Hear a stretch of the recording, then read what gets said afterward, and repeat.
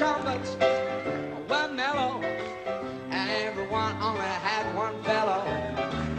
No need to remember when, 'cause everything old is new. No matter how you say it, everything old is new again. It's a saying often attributed to the 1979 film All That Jazz, and it is still true today. From fashion to television and music, pop culture is a slave to the 20-year cycle. Evidence of this has been seen time and time again.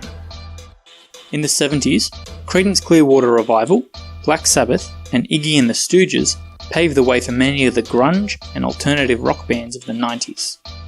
Crop tops and bell-bottom jeans from the 70s also came back to life in the 90s, followed by the 70s sitcom The Brady Bunch, which saw 2 movies come out in the 90s. The 90s was even home to a sitcom based exactly 20 years prior, the hugely successful That 70s Show.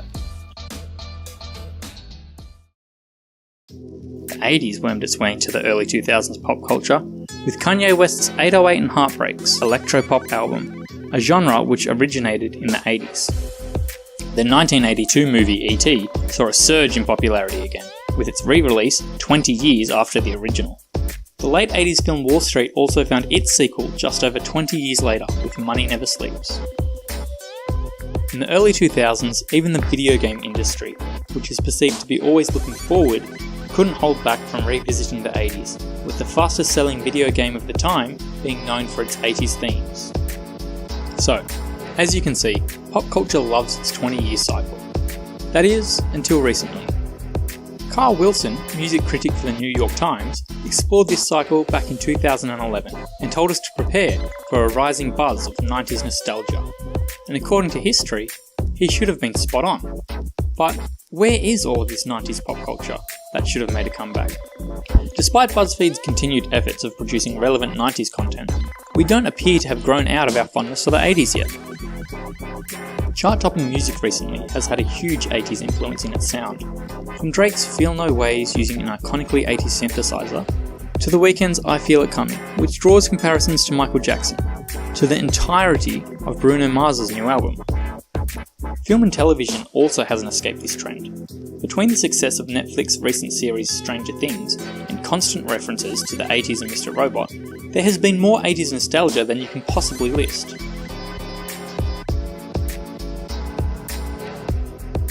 We are also seeing this in mainstream literature, with Ernest Cline's Ready Player One, a New York Times bestseller which is littered with 80s pop culture, about to be given the silver screen treatment by Spielberg. It's clear that the 80s resurgence is still here.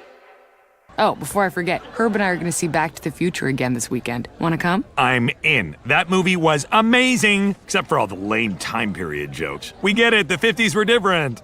Oh, the new Coke, please. So what happened exactly? Why did we fail to move into a period filled with 90s grunge music, schoolyards being filled with Tamagotchis and Tarzos, and the sitcom That 90s Show? To figure out why this cycle has been interrupted, we need to look at what causes the cycle in the first place. Nostalgia. Coming from the Greek words for return and suffer, nostalgia was originally used to describe the suffering caused by an unappeased yearning to return home. In fact, back in 1761, it was referred to by Austrian physician Joseph Leopold as a disease that plagued young men who entered the military, which no medicine could cure. Today, we see and feel it as a beautiful sensation, and we look to the past through rose-tinted glasses. Oh, and remember Bionic Man? In a world where we're constantly growing and changing, it can be daunting and overwhelming. Remember Chewbacca again? Oh, I love to remember Chewbacca. Remember? So we take solace in a place we are familiar with, the past. Ali Condé said it best when she said, "It's strange how we hold on to the pieces of the past while we wait for our futures." An article out of the University of Nebraska on the subject of nostalgia states, "In order to determine our self-identity, it is important that we understand the past. Over time, we develop a set of symbols which we believe represent the self-identity that we want to project. Nostalgic reflections help us to maintain that identity over time. Just as it is important to look to the future and think of where we are going, it is also important to remember where we have been." You can always tell what was the best year of your father's life because they seem to freeze that clothing style and just ride it out to the end, don't they? And it's not like they don't continue shopping, it's just they somehow manage to find new old clothes. Every father is like this fashion time capsule, you know what I mean? It's like they should be on a pedestal with someone next to them going, "This was 1965. So how exactly does this natural pull to the past cause this 20-year cycle in pop culture? Take the examples from a moment ago. All artists draw inspiration from somewhere, and in their formative years, they absorb all forms of art like a sponge, which will of course be reflected in their own creations. Kurt Cobain of Nirvana and Billy Corgan of Smashing Pumpkins, who were both born in 1967, found influences in 70s rock. Late 70s English punk rock had a lot to do with stuff that I was into. If there was a band like Rush over here, or Iron Maiden over here, or Black Sabbath over here, that showed me there was a place to go to, and I created in my own way a mythical destination point. And Kanye, born exactly 10 years later, found his from the 80s. The influences from these artists' formative years is what makes the 20-year cycle continue.